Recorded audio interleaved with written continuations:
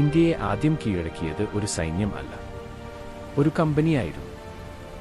1600കളിൽ അവർ ഇന്ത്യയിൽ എത്തിയത് ഭരണാധികാരികളായി അല്ല, വ്യാപാരികളായി. മസാലകൾക്കും പട്ടുവസ്ത്രങ്ങൾക്കും ലാഭത്തിനും വേണ്ടി. അന്ന് ഇന്ത്യ സമ്പന്നമായിരുന്നു, പക്ഷേ വിഭജിക്കപ്പെട്ടത്. ശക്തമായ മുഗൾ സാമ്രാജ്യം തകർന്നുകൊണ്ടിരുന്നു.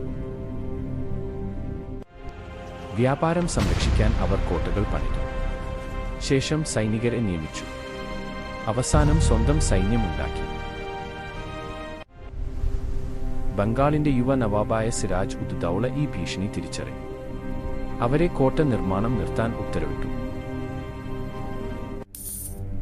യുദ്ധത്തിന് പകരം കമ്പനി തിരഞ്ഞെടുത്തത് വഞ്ചന. സിരാജിന്റെ സ്വന്തം സൈനിക മേധാവിയായ മിർ ജാഫറിനെ അവർ ലഞ്ചം കൊടുത്തു. സിരാജിന്റെ സൈന്യം വലിയതായിരുന്നു, കമ്പനിയുടേത് ചെറുത്. പക്ഷേ യുദ്ധം തീരുമാനിച്ചത് വഞ്ചനയായിരുന്നു. മിർ ജാഫർ നവാബായി സ്ഥാനമേറ്റു, പക്ഷേ യഥാർത്ഥ അധികാരം കമ്പനിക്കായിരുന്നു.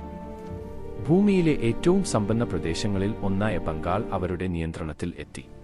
ഒരു കമ്പനി ഒരു സംസ്കാരത്തെ നിർദാക്ഷിണ്യം കീഴടക്കി. ഇന്ത്യയുടെ 2 നൂറ്റാണ്ട് കോളനിയൽ ഭരണത്തിന്റെ തുടക്കം അന്ന് ആരംഭിക്കുകയായിരുന്നു.